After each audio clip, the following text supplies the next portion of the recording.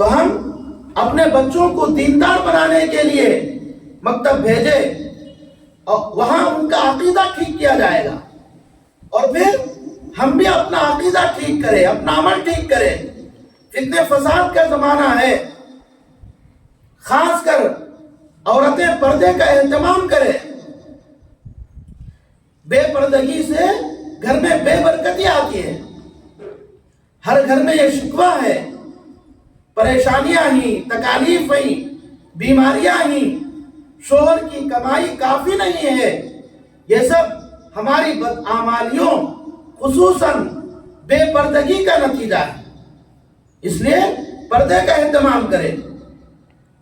پیارے آقا صلی اللہ علیہ وسلم نے فرمایا پردہ نہ کرنے والی عورتیں وہ تو دوزخ میں جائیں گی۔ اس لیے ہم پردے کا اہتمام کریں اور رشتے معلوم کریں کن کے سامنے پردہ کرنا ہے اور کن کے سامنے پردہ نہیں کرنا ہے۔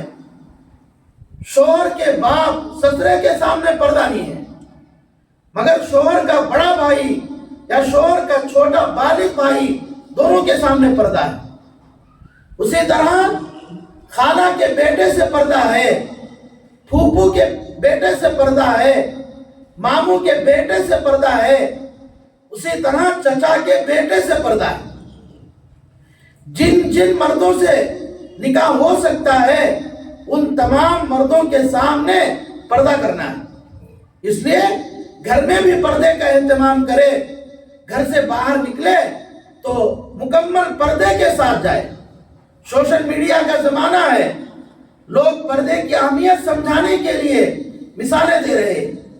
آپ بھی سوشل میڈیا میں دیکھی ہوں گی، ایک چاکلیٹ ہے، اس کے اوپر کاغذ لپٹے ہوا ہے، وہ بالکل محفوظ ہے، اس پر نہ کوئی چونٹی چڑھ سکتی ہے، نہ کوئی مکھی اس کے اوپر بیٹھتی ہے۔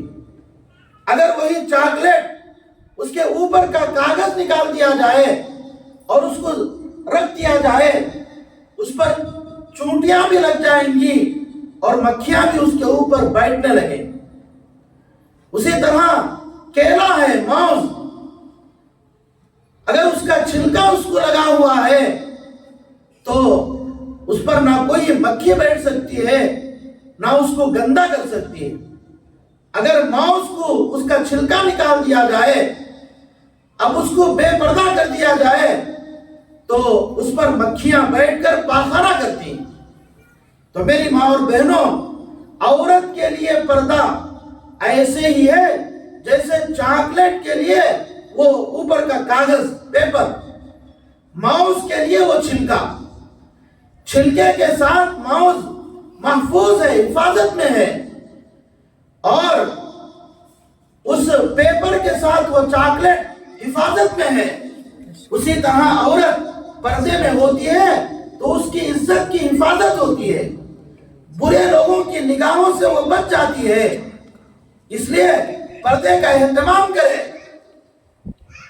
اسلام کے اندر عورت بہت ہی قیمتی شے ہے، اس لیے اسلام اس کو پردے کا حکم دیتا ہے۔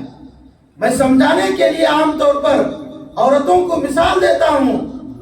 کسی کو 1 کلو لوہا راستے میں ملا، وہ اس کو اٹھا کر بازو کر دے گا، چلے جائے گا۔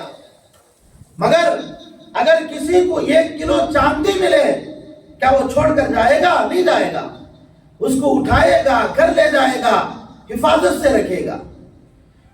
اور اگر کسی کو راستے میں 1 کلو سونا ملے تو وہ چھوڑ کر نہیں جائے گا، وہ اس کو اٹھائے گا، بڑی حفاظت کے ساتھ گھر لے جائے گا، اور گھر میں بھی حفاظت کے ساتھ اس کو رکھتا ہے۔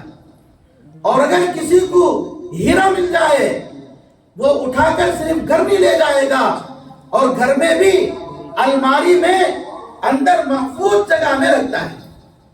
میری ماں اور بہنوں، لوہا بھی 1 کلو کا، چاندی بھی 1 کلو کی، سونا بھی 1 کلو کا، اور ہیرا بھی 1 کلو کا، مگر ہر ایک کی حفاظت میں آدمی الگ الگ ڈھنگ اختیار کرتا ہے۔ لوہے کو چھوڑ کر چلا گیا، چاندی کی تھوڑی بہت حفاظت کرا، سونے کی اس سے زیادہ حفاظت کرا اور ہیرے کی اس سے بھی زیادہ حفاظت کرتا ہے. مگر میری ماں اور بہنوں، اسلام کے اندر عورت کی قدر و قیمت کروڑوں روپے میں بکنے والے ہیرے اور جواہر سے زیادہ قدر ہے، قیمت ہے. اگر کروڑوں روپے میں بکنے والا ہیرا گم ہو گیا، آدمی پھر محنت کرا وہ کروڑوں روپے کما سکتا ہے، مگر عورت بے پردہ چلے پھرے، بھیڑیوں کی، بکریوں کی اور اسی طرح درندوں کی نگاہیں اس کے اوپر پڑے اور اس کی عزت چلی جائے، تو پھر زندگی میں وہ عزت لوٹ کر واپس نہیں آ سکتی ہے. عورت کی عزت کی حفاظت کرنے والی چیز وہ اس کا پردہ ہے. اس لیے پردے کو بوجھ مت سمجھیے، بلکہ پردے کو نعمت سمجھیے. آپ باہر نکلے مکمل پردے کے ساتھ نکلیے، گھر میں رہے تب بھی آپ پردے کے ساتھ رہیے. میں ایک واقعہ سنا کر بات ختم کروں. رسول اللہ صلی اللہ علیہ وسلم کی سب سے بڑی بیوی، ان کا نام ہے حضرت خدیجہ. ان کی خواہش تھی حضرت جبرائیل کو ان کی اصلی شکل میں دیکھنے کی. پیارے آقا سے کہا، نبی جی میری ایک خواہش ہے، آپ اس کو پورا کر دیجئے. رسول اللہ صلی اللہ علیہ وسلم نے پوچھا، بیگم بتائیے آپ کی خواہش کیا ہے؟ کہا میں حضرت جبرائیل کو ان کی اصلی شکل میں دیکھنا چاہتی ہوں. رسول اللہ صلی اللہ علیہ وسلم نے کہا، خدیجہ جبرائیل میرے پاس آئیں گے، میں تجھے ان کو اصلی شکل میں دکھاؤں گا. ایک موقع سے رسول اللہ صلی اللہ علیہ وسلم حضرت خدیجۃ الکبریٰ کے گھر میں تھے. حضرت جبرائیل تشریف لائے، آپ کو سلام کیا، اجازت سے اندر آئے، اللہ کا پیغام سنایا. پیارے آقا کو خیال آیا حضرت خدیجہ جبرائیل کو اصلی شکل میں دیکھنا چاہتی ہے، اور جبرائیل اصلی شکل میں آ چکے ہی آواز دیا، خدیجہ آؤ جبرائیل کو اپنی اصلی شکل میں دیکھ لو. حضرت خدیجہ جب آئی، دیکھا کہ پیارے آقا تنہا بیٹھے ہی، حضرت جبرائیل غائب ہوئی. کہا کہ نبی جی یہاں تو جبرائیل موجود نہیں. رسول اللہ صلی اللہ علیہ وسلم نے دیکھا کہ واقعی جبرائیل موجود نہیں، وہ تو چلے چکے ہی. حالانکہ ان کی عادت تھی، آتے تو سلام کرتے، اجازت لے کر آتے، کام سے فارغ ہوتے پہلے اجازت لیتے پھر سلام کر کے جاتے. معمول کے مطابق اس مرتبہ آئے تو سلام کیے، اجازت لے کر اندر آئے، پیغام سنایا، مگر جاتے ہوئے نہ اجازت لی نہ سلام کیا، ویسے ہی چلے گئے. حضرت نبی کریم صلی اللہ علیہ وسلم حضرت خدیجہ سے کہا کہ جبرائیل آئیں گے تو دکھاؤں گا. اتنے میں حضرت جبرائیل دوبارہ آ گئے.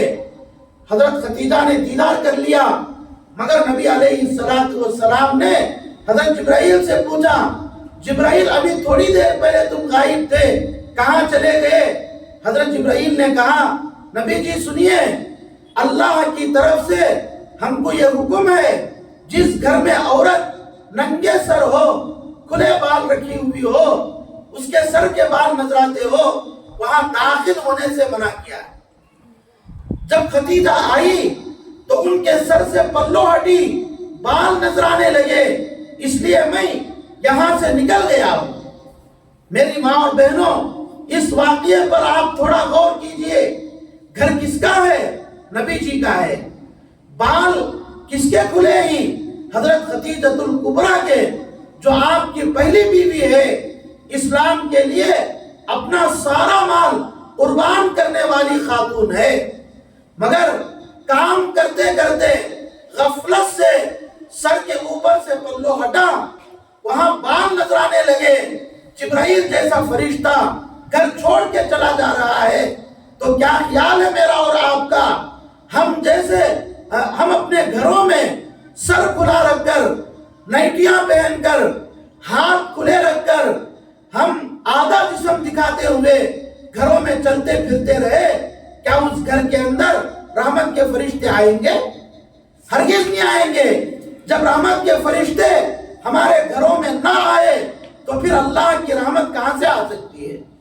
جب اللہ کی رحمت ہمارے گھروں میں داخل نہ ہو تو پھر نحوست آئے گی، پریشانیاں آئیں گی، مصیبتیں آئیں گی، بیماریاں آئیں گی۔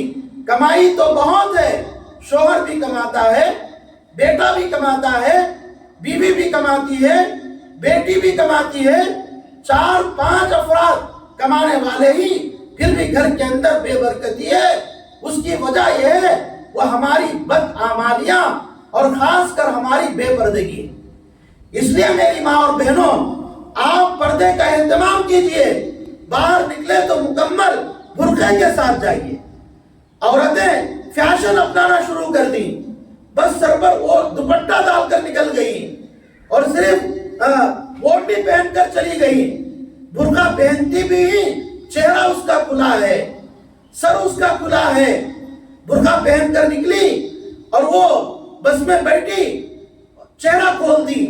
میری ماں اور بہنوں، برقعے کے اوپر ناٹک چھوڑیے، برقعے کو اللہ کا حکم سمجھیے، مکمل پردہ کرنے کی کوشش کیجئے۔ آپ پردہ کرو گی تو اس کو سیکھ کر تمہارے بچے بھی پردے میں آئیں گے۔ اگر تم بے پردہ ہو جاؤ گی تو تمہارے بچے بھی بے پردہ ہو جائیں گے۔ اس لیے خود بھی پردے کا اہتمام کرو، اپنے بچوں سے پردہ کراؤ۔ اپنی جو چھوٹی چھوٹی بچیاں ہیں وہ اسکول کو جا رہے ہیں، وہ مکتب جا رہے ہیں، ان کے سر پر دوپٹہ ہو، اسکارف پہنایا جائے۔ اگر وہ بچیاں گھر آئی تو ان کا دوپٹہ اور اسکارف نہ نکالا جائے، گھر میں بھی بچیوں سے وہ اسکارف پہنا کر رکھے۔ بزرگوں نے، علماء نے لکھا ہے، جو ماں باپ 3 سال کی عمر سے اپنی بچیوں کو پردے کا اہتمام کراتے ہیں، ان کا سر ڈھانک کر رکھتے ہیں، تو ان بچیوں کے کام میں کوئی رکاوٹ پیدا نہیں ہوگی، پریشانیاں نہیں ہوگی۔ آج ہم خود نہ پردے کا اہتمام کرتے ہیں، نہ اپنے بچیوں سے پردے کا اہتمام کراتے ہیں۔ اس کا نتیجہ یہ ہوتا ہے کہ ان کی شادی بیاہوں میں ماں باپ پریشان ہو جاتے ہیں۔ چھوٹی بچیوں کو بچپن سے پردے کا اہتمام کرایا جائے تو ماں باپ کو ان کی شادیوں میں پریشانی اٹھانا نہ پڑے۔ تو آپ سے درخواست ہے، آپ خود بھی پردے کا اہتمام کیجئے، باہر نکلے تب بھی پردہ کیجئے، گھر میں رہے تب بھی آپ اسکارف پہن کر اپنے بالوں کو ڈھانک کر گھر میں چلیے پھریے۔ ترکاری والا آتا ہے، ہماری ماں بہن بغیر اسکارف پہنے کے کھلے سر باہر آ جاتی ہے۔ دودھ والا آتا ہے، نائٹی پہن کر دودھ لینے آ جاتی ہے۔ تو کوئی بھی چیز خریدنے کے لیے سر کھلنا ہے، نائٹی پہنی ہوئی ہے، چولی پہنی ہوئی ہے، اس میں پیٹ اور پیٹ نظر آتا ہے، وہ غیر مردوں کے سامنے آ جاتی ہے۔ سنیے، کسی بھی بالغ عورت کا پیٹ اور پیٹ اس کے شوہر کے علاوہ اس کا باپ نہیں دے سکتا، اس کا جوان بیٹا دیکھ نہیں سکتا، اس کا جوان بھائی نہیں دیکھ سکتا، اس کا جیٹ اور اس کا دیور اور اس کا سسر بھی نہیں دیکھ سکتا۔ اس لیے یہ چولیوں کا رواج ختم کیجئے، ڈریس پہننے کا اہتمام کیجئے، اس میں پردہ ہوتا ہے۔ اسی طرح اپنے بچیوں سے بھی پردہ کرائیے۔ تیسری درخواست یہ ہے کہ آپ دین سیکھیے۔ تقریباً 35 منٹ میں پہلی نصیحت یہ ہے کہ ہم اپنے بچوں کو قرآن پڑھائیں، ان کا عقیدہ ٹھیک کریں۔ اس کے لیے ہم اپنے بچوں کو مکاتب کے ساتھ جوڑیں، مدارس کے ساتھ جوڑیں۔ دوسرا کام یہ ہے کہ آپ خود بھی پردے کا اہتمام کیجئے، اپنے بچیوں سے پردہ کرائیے۔ تیسری درخواست ہے کہ دین سیکھنے کے لیے اگر مدرسے میں جا سکتے ہیں تو جائیے، ورنہ اللہ کے راستے میں جا کر دین سیکھنے کی کوشش کیجئے۔ بس میں دعا کرتا ہوں اللہ تبارک و تعالی یہ جو بچہ ناظرہ قرآن ختم کیا ہے، اللہ اس کو علم لدنی نصیب فرمائے۔ اب وہ حفظ بھی شروع کرا ہے، بہت کم وقت میں اس بچے کا اللہ حفظ مکمل کرائے اور کامل حافظ بنائے، پکا حافظ بنائے، عالم باعمل بنائے، اس کو مفتی بنائے، دین کا داعی بنائے اور ان کے ماں باپ کے لیے آنکھوں کا تارا بنائے، دل کے سرور کا ذریعہ بنائے، بڑھاپے میں ان ماں باپ کے لیے اسباب کے درجے میں سہارا بنائے۔ آمین۔ وآخر الدعوانا ان الحمد للہ رب العالمین۔